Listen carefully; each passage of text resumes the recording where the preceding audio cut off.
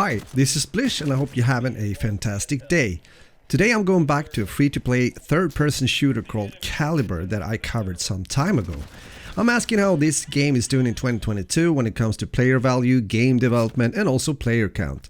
In March 2021, the Russian studio 1C Game Studios announced the start of an open beta for Caliber in European countries, also making English available in the full version of the game, its website and client. Caliber is about real special forces. It's pretty fast-paced in certain game modes and it will bring you some exciting action both when it comes to co-op PvE game modes alongside with competitive PvP and PvPvE game modes. If you feel like trying out the game yourself, you need to download their launcher. It will then also install the Easy Anti-Cheat. Coming back to the game now was a nice experience since I felt already last year that Caliber for the most part is a well-designed and fun to play third-person shooter with nice graphics and good audio. There are microtransactions in the game. How that affects the balance in the game I don't know since I haven't purchased anything in the game. Hopefully it's on the cosmetic side of things, but people that have been digging deeper into this can fill in here in the comments. Caliber focuses on tactics and good teamwork, so communication is important, something that might be a challenge if you're queuing up with random players and many of them speak only Russian, but that usually works out pretty okay after some time as well. So, if you're used to play games such as CSGO, SWAT games or maybe Rainbow Six Siege, then you'll have a pretty good understanding of the game when playing it for the first time.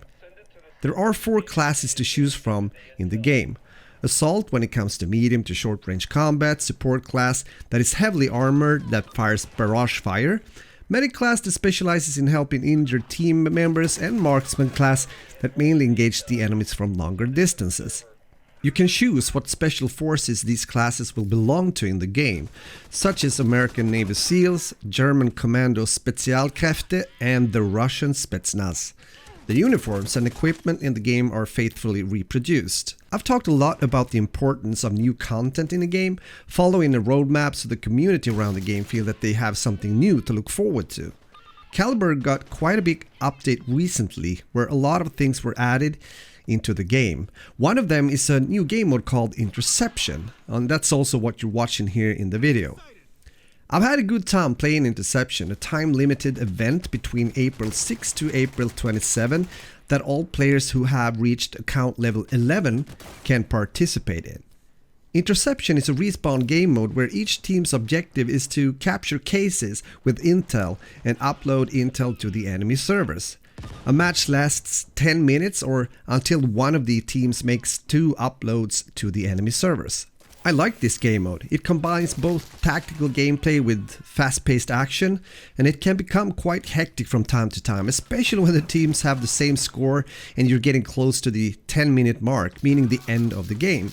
Will your team be able to make a final push with the case in order to upload the intel for the win, or do you have to chase down the enemy instead if they got their hands on the new intel spawning in on the map? I hope that this game mode later on will be permanent, since it adds something good to the game being a respawn game mode as well.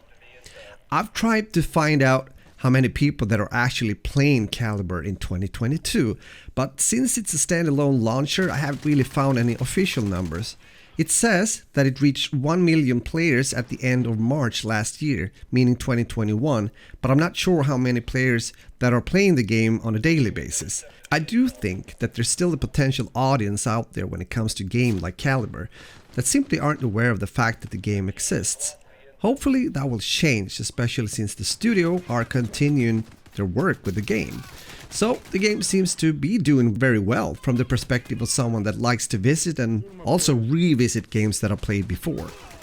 Can I therefore recommend Caliber in 2022? The answer is yes. I know that some people don't fancy third-person shooters that much, but if you, like me, do have a background playing CSGO and similar titles, then I still think it's worth to give Caliber a chance.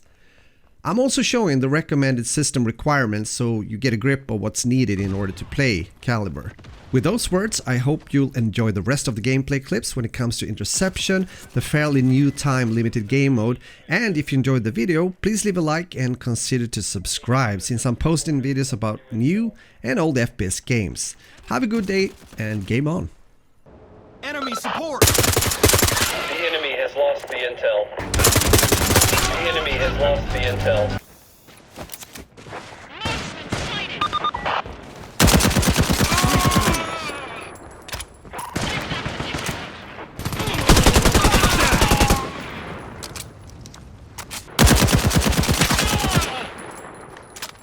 Spot. I'm taking a strike!